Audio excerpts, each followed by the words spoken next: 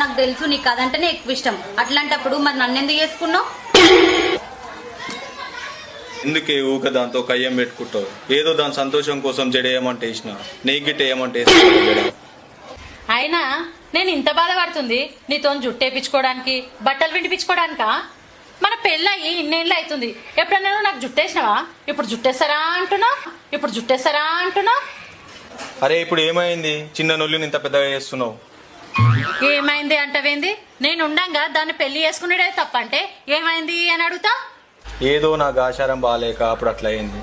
First నాకు ఆకలి అవుతుంది, ఇంత బువ్వ ఇప్పుడు ఏమంటున్నావు మరి? బువ్వ పెడుతురా. అన్నం పెట్టమని నన్ను అడుగుతావేంది?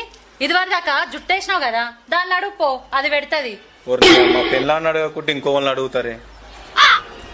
దీనమ్మ జీవితం. హైమావతి, ఏంటండి? ఆకలి అవుతుంది, జరంత అన్నం పెట్టుకరా.